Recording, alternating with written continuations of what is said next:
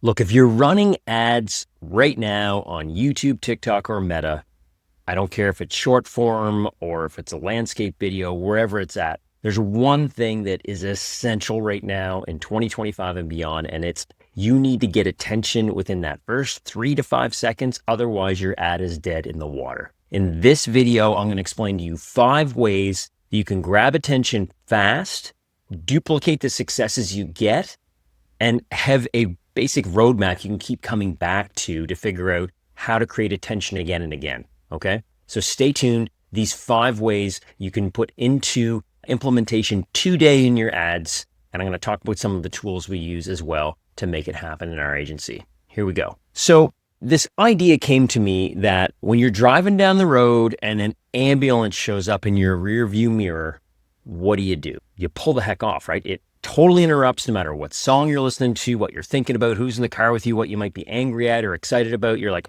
and you pull off. That's just an automatic. It gets your attention, wakes up that prefrontal cortex, and you do what you need to do. Pull off, let the emergency vehicle go by. Obviously, I'm not saying we want to put ambulances and alarms and things in our ads, although if it makes sense, you could try it. But the idea is we need to think about is the ad we're putting into Meta, TikTok, YouTube, does it grab the attention, or is it maybe falling a little flat? And generally speaking, with all the consulting I've done over the last 5 or 6 years in paid media, I've found that most people's ads just are falling flat. They keep looking for buttons to push and things to fix their campaigns inside the ad account, when in reality, the problem is not that, it's the ad. And the fastest way you can get some better results is to improve the engagement you get out of the gate. And that's what we're going to talk about today. We're going to talk about 5 ways you can do that. And we're going to jump right in. We're going to start talking about number 1. Number 1 is what you say or what you don't say. Okay. So here's the thing. I've said this so many times, you want to call out who your ad is for. We use geographic or demographic or pain-based call outs. So this could be like, are you a Toronto homeowner? Or are you a parent with kids under 10? Or are you someone in your 50s who struggled with back pain for a decade or more? All these types of things are very specific callouts to the target audience that we're looking at. And it allows people to quickly say, yeah, that's me. In and of itself, this isn't the only thing that you want to do to get their attention. And we're going to be mix and matching some of these 5 things we're going to talk about. But that's the first place to start. So generally, especially for you in-stream ads, we're going to start with a call out of exactly who we want. Attention Toronto homeowners whose roof is more than 20 years old. Or are you a homeowner who hasn't replaced your hot water tank in 10 years or more? Or are you married struggling to find that magic gift for your significant other because you've flopped the last 5 birthdays in a row? Coming up with these off the cuff. That's not a personal thing. Anyways, these types of call outs get people's attention and it lets them know, yeah, that's me. I know we want to lean towards being a little more maybe secretive or like the one thing that most people don't know that could save your relationship or something like these types of more sensational hooks. But people have grown smart to these. We generally don't want to hear that stuff anymore. And if you are still going after that stuff, you want to use it as a retargeting or mid-funnel or end-of-funnel type situation, not top of funnel, when we're trying to start to build engagement, build awareness, right? So that's what you say. The what you don't say, which can be just as important, especially if we're talking about TikTok, YouTube Shorts, or placements like Instagram Reels or Stories or Facebook Reels or Stories, is leading right with a call out right away often isn't the best thing because we've got a lot of people talking at us and people don't always have audio on when they're watching those particular placements. Important. In-stream, for YouTube in-stream on mobile, tablet, TV, or desktop laptops, almost everyone has their audio on because they're about to watch a video and they want to hear the video likely. When you're watching Reels, you might be just going through and it's muted, so you can't hear text. People are like, oh, I just put captions. Sure, not going to work as well as a strategy I'm going to tell you about a little bit later in the video. So what you don't say, silence can be stronger in these social-based platforms where people are flicking, putting some text on the screen, getting their attention with maybe some imagery that is what they weren't expecting. This can work better. So an example might be we want to create like a pause with some curiosity. So you've seen these types of things. Maybe a person cutting their grass and it's some white text with a slightly transparent black background that talks about whatever. I didn't know that I could save this much money on groceries by switching to a meal box. Now, such and such of meal delivery service doesn't only save us $25 a week, but it saved us 2 hours and arguments on what to have for dinner. That might seem like a lot of text, but that might be there. And maybe it's not somebody mowing the lawn. Maybe it's somebody doing the dishes, right? And then that text is overlaid. You've probably seen these types of ads before, or just even organic type posts. They get your attention. One of the things that happens is if people like the image in the background, even if it's not directly associated with what the market is that you're trying to sell something to, they start to read the text. And then they have this sort of sunk cost feelings of, I just spent 6 seconds reading all this text. I'm going to stick around for a second to see what the heck this is about, right? So what you say and what you don't say, this is the first thing that's going to garner some engagement with your ad. But in and of itself, that's not the only thing. So number 2 is what you show in that first 3 to 5, 6 seconds of the ad. So without a doubt, visuals 100% amplify our message. And it's important not just to put time into thinking what we say or don't say, but also what we show on the screen while we're saying it. These are all just little building blocks, almost like a recipe for building a successful intro to an ad, no matter what platform you're advertising on. So if we're talking about an ad that we want to get some quick attention for, maybe it's like a Facebook in-feed ad, or again, the in-stream ads that I spoke of on YouTube earlier. Some of the things we want to use are maybe like props. Sometimes we generate these with AI, or I do it live, like a sticky note that has a message written on it. I've done this in life insurance a lot. Hey, do you have kids under 10? And I'll literally write it on like a yellow sticky note or a index card, right? And hold it up in front of the camera and record it. Or you can do this with generative AI now. I've done it with cardboard signs, both actually doing it and holding up the cardboard sign. Although now I more do it with generative AI using things like Flux and Runway. Sometimes we use symbols that have to do with the actual problem we're trying to solve. When I used to do a lot of debt ads 4 or 5 years ago, we would use frozen credit cards, melting credit cards, things like this. Or if we're trying to sell maybe like a plumbing repair service, or maybe like flooded basement repair, wet basement, we might have a flooded basement or water leaking or something like that to really get people in the mindset of this is a problem. Also demos of the thing, or maybe demo like problem solutions. Like one thing that comes to mind, because in a previous company that we had was we did HVAC and electrical work, but one of the things we sold were what's called a Generac generator, which is like a propane powered generator system. I don't need to get into that, but it automatically flips to the generator powering your home when the power goes off. So one of the things we used to do in our part of the world, we're affected by hurricanes in the fall here, is we would start running ads about windy storms and things like this, and then the lights going out, but then the lights coming right back on when a generator turns on, creating the comfort, creating kind of the fear, but then also the comfort, right? Before and after imagery can work as well. Caveat, be careful if you're in a health-related niche. You don't want to go too far on this before and after related content because you can get your ad flagged. But let's just take an example like landscaping or any type of home services thing, or maybe automobile detailing or hairstyles, or I don't know, cleaning, or you can almost do it with anything. Obviously the health-related stuff like weight loss, physical appearance, strength, cosmetic procedures, things like this. These are all obvious, but sometimes we don't like these. But so behave well within the platform rules, but before and after imagery can work really well. We had a client I did some consulting with, and they repair wet backyards. And I remember doing like a ad for them that was like a horrible backyard that was flooded,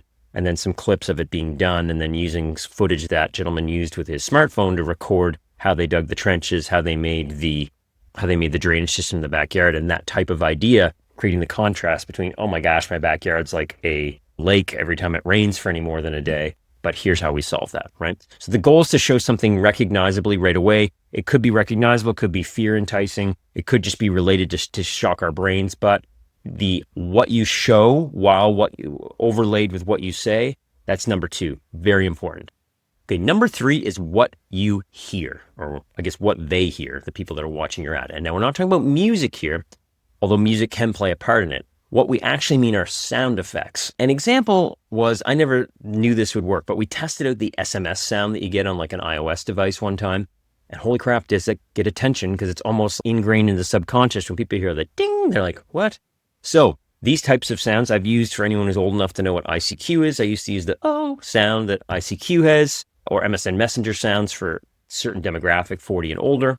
But any of these sounds that get people's attention, I've used typewriter sounds before, I've used modem sounds before, I've used car horns for things like in life insurance where we work a lot. When we're talking of parents, I've used a stock scene of a park and then brought in stock audio footage of kids playing at a park. Just any way you can think of that you could borrow some credibility from a sound that people know, like that SMS sound, and use it in your ad, not from a trickery standpoint, but just to help get attention. So you might be like, attention, and you might have like a car horn, or attention, and then like a almost like an over a loudspeaker sound or something like that. Or we have used like ambulance or alert type sounds too, but all these things work. So that's one thing. The alerts, the dings, the phones, the sounds like this. Try that. Ambient sounds that are natural, or like park-like people, busy city settings. I'll talk about this in a second. I'll sidebar here for a second. One of the differences we see in a lot of things is you've got our two different types of placements, more social interruptive placements, and then a little bit more attentive placements. Attentive placements can be like YouTube in-stream, are the ones that are like pre-roll ads, and even Facebook in-feed to an extent, although you can't use sound so much in-stream. But these types of ads, you want to get to the point more quickly because you've got a couple seconds to get their attention. And we like to use background audio there to grab people's attention. And usually you want to start right away with speaking something, saying something, showing something like that, the melted credit card, the sign that's being held up, or an image of the problem or something like that, or the solution before and after while we're saying this. And then if we can overlay also some audio sounds like a ding or a noise or something that gets people's attention all at the same time, then all these things, it's like a lot for the brain, and they're like, whoa, and you get a lot more attention. When you're on Meta in the Facebook feed, that's not necessarily the same with the sound, but you definitely want to have the text. You definitely want some text overlays, which we'll actually get to in number 4, which is what you write on screen. But we want to have the footage, the intro footage, be spot on to get their attention. We want to have some text overlay, which has to make up for not being able to hear a sound, and then captions with what's being said, but then you've got the text above that ad too. For an in-stream YouTube ad, you want to have the sound, what's being said, the visuals that are being said, and some text on the screen. All 4 of these things all at once really get the attention really well. Versus if we're talking about a shorts video on YouTube or a TikTok video or like a reel type video, you may not want to say something right away. That's when we might want to use a calmer background visual. Like I'm talking about someone cutting the grass or mowing the lawn, or maybe a picturesque view of a water or mountain scenery or something, whatever. Doesn't have to directly relate to your exact offer, but something gets their attention. And then you may leverage some soft background music that has this sort of feel for what you're trying to promote in the ad.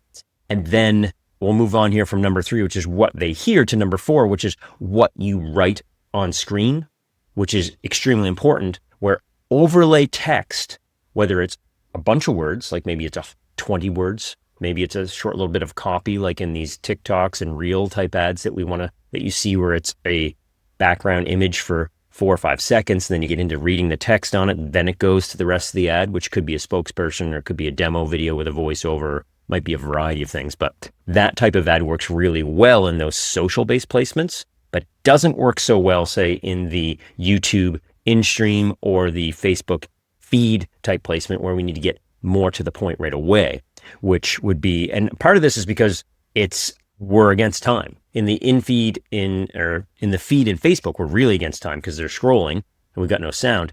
In the in-stream placement on YouTube, they're being forced to give you 4 or 5 seconds, but if you don't do something that 4 or 5 seconds, they're gone. So being able to say something, call them out, show a visual that relates to them and gets their attention, have some sounds in the background that are adding to that attention if possible, plus putting some text overlays, which could be as simple as, are you a Canadian parent? You could also have a little maple leaf emoji with Canadian parents attention, or attention Canadian parents, or a megaphone or something like that with the text. That can work. You can also use like a mini headline, which could be like, Canadian parents aren't aware of this, or most Canadian parents don't know, while they're saying, are you a Canadian parent with kids under 10? And you're showing a Canadian, or like a woman with a kid walking to school. And then you've got like maybe a sound of kids playing in the background, which denotes the mom walking the kid to school. I'm sure you can start to see how all these things start to stack to get attention. Now, keep in mind, this might sound like a ton of work, but right now, and I'm just as a self-promotion here, we just launched a new school group called the Ad Intelligence Collective. There's a link in the description of this, which this is the stuff we're teaching. This is the stuff we're going to be going over every week in our weekly Q&A live calls. These are the types of questions I want to help people with, because as we progress in the world of AI and automation with ad networks, these are the things that are going to stand you apart for your clients and your expertise, so that you can do better work, or for your business if you're doing your own ads. Because when we get to a point in, let's say, 6 months or a year, when you go into Google or you go into Meta, and not only do they like know exactly what campaign that you should launch, but now they've got this generative sort of tool in there where you can make your own ads too. and everybody's doing that, then your next layer is going to be like, oh no, I'm really good at getting that first 5 or 10 seconds of attention because I know all this stuff that Ian talked to me about. And the generative AI and the ad network is not going to do all this, right? Maybe not right now. Maybe in a few years it will. But these little tips and strategies are going to be your cutting edge to stay ahead of everybody else, right? They're going to be the things that get people's attention when everybody's ads look the same because it's the same Google VO3 or whatever other generative tool they're using in the ad network to create the ad. So that's why this stuff is important. Sorry as a sidebar there. But if you're interested and you're like, wow, this stuff's cool, I want to learn more, the Ad Intelligence Collective is where you're going to want to be, because we're all media buyers or business owners that are running our ads, and want to create ads, and we're running them on maybe TikTok, Meta, YouTube, wherever it's at. But check it out. Very cool. I'm excited that we've got this going. Yes. So back to the point here. So what you write on screen. So there's a few different things we want to say here. So we get the direct call out of what we're already saying. We might want to write on the screen, the call out might be like, are you a UK parent with kids under 10? Then the text might be the UK flag emoji with, are you a UK parent? Then the visual might be a mom walking a kid to school. And then, like I say, the background noise might be like kids playing with subtle traffic, which creates this whole ambiance. They're like, yeah, I am a Canadian parent and I do walk my kid to school. And that is what it sounds like when I walk my kid to school. So there's that.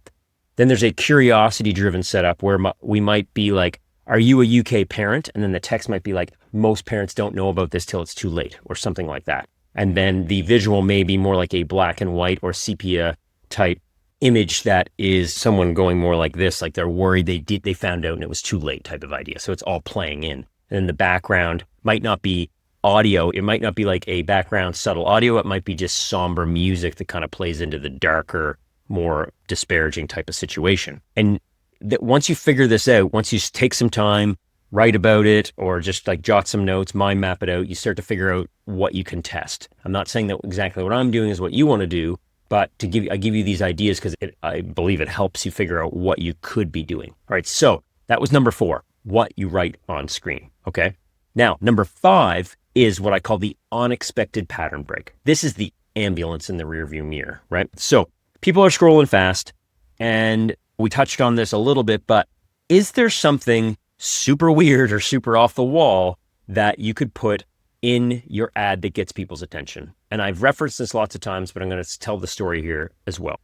When we were running ads for debt companies, I had this idea to freeze my MasterCard. I had an orange MasterCard from this company in Canada, and I froze it in this little Rubbermaid sandwich container we had, and I took it out, and I took a picture of it melting on our table, which was a darker brown hardwood acacia wood table. It looked cool. And I put it in like high contrast, and I put it in black and white. And we were able to use this as the thumbnail for our ads, but also we were able to use this we had it melting a little bit. We were able to use like a 4 or 5 second video. Another one I did was like out of the shot, I had my frozen credit card again on our patio table outside my office here, and I'm melting the ice time lapse with a heat gun. So it's like fading really quick. Or before, I've also done like almost like a graffiti wall where we don't now, but we did own this larger industrial building in our community here that we were doing some renovations to, and writing on it with big chalk was like writing a message on it and then walking in with it. I'm recording it like I'm a tourist just seeing it, or writing on the pavement with my kids' sidewalk chalk, right? That type of thing. This is the same strategy of holding up a sign, although the sign thing is getting overused a lot now. Sticky notes, SMSs, send yourself an SMS, or there's tools now to do that. I keep 2 phones out, so I just SMS myself or get my wife to SMS me, or a friend, or having the 2-way SMS on screen. This is a great way to have the ding involved as well. But those types of things can work really well. Also, something to keep in mind is if you can create some maybe color changes, so using filters, go from black and white to color, or color to sepia, or start with an image, fade to nothing, like solid black, then come back. Or another way that we've actually had some success is literally an off the wall, like lime green color with bold black text that comes up with the call out. And it's almost like there's nothing else. It's just silent. It's just, we've done this in life insurance, I'm sure, or car finance. We've done as well as, have you been turned down for a car loan more than 3 times or something like this? And it's fading in almost like the Star Wars credits at the beginning, that story that comes across. So these unexpected pattern breaks that we can do, you just don't know what's going to work, right? And don't get lazy with this. And here's why. all of us, I'm a big proponent of AI. I'm using it like crazy now. All our tool stack with our AI ad engine, which another sort of plug here, there's another link underneath this video to a free workshop I did 2 or 3 weeks ago now, where I show you how to launch your first AI assisted YouTube ad campaign in less than 48 hours. And I walk through creating an actual ad that we use on YouTube using the AI tech stack we use, plus show you how we set it up. You can get that.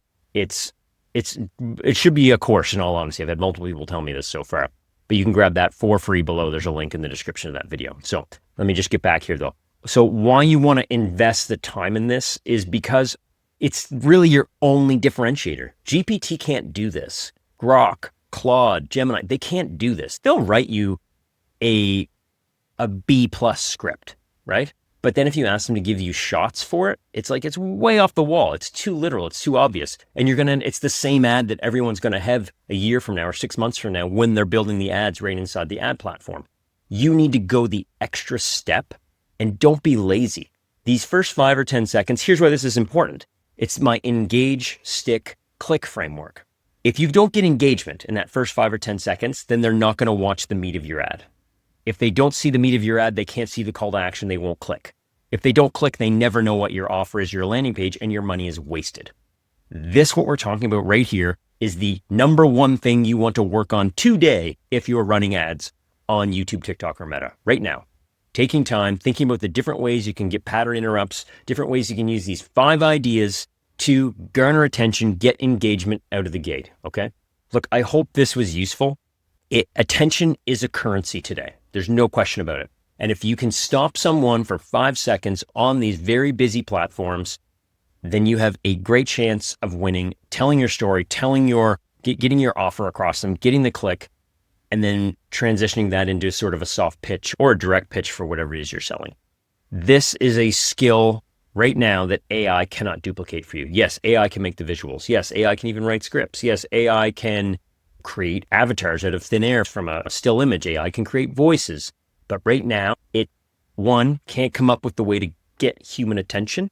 2, it can't put that story together, which is what I'm trying to instill in you is important, okay? So thank you for watching this. The 2 ways that I can help you right now, if you want help with your ads, is 1, get the free workshop I just mentioned below and watch that. You'll also be added to my email list where I send daily, semi-daily tips and strategies that we're doing right now in ads. This isn't fluff crap. This is stuff where I'm actually sending you screenshots. Sometimes I'm sending looms. Sometimes I'm sending unlisted YouTube videos that people can see that are just for my email list, not for everyone else. And 2, if you want me to help you hands-on with more stuff, you can join the Ad Intelligence Collective, which is our school group. Is a paid group because we're not trying to open it up to thousands of people. We're looking for the people that are serious about growing their business or growing their client's business or their agency. And it is going to be a great time in there. More than anything, I've got all my courses and information in there that I've done over the last couple of years, such as my AI ad engine course, Demand Gen Switch course on how to run Demand Gen right now in 2025. My ad hacking course, which is an expansion on this whole idea. They're all loaded in there now. Plus, I'm answering your questions right in the group, and we're doing weekly live question and answer calls where we can hop on. It's like an office hours thing, and we'll riff on problems you're having right now. Yeah, that's the end of this video. Subscribe, comment below. Obviously, that helps the YouTube algorithm, helps me get my content out to more people. And the more people that see my content, the more motivated I am, obviously, to make more of these things, right? So thanks so much. We'll see you in the next one. Have a great day. Go make some engaging ads. Bye for now.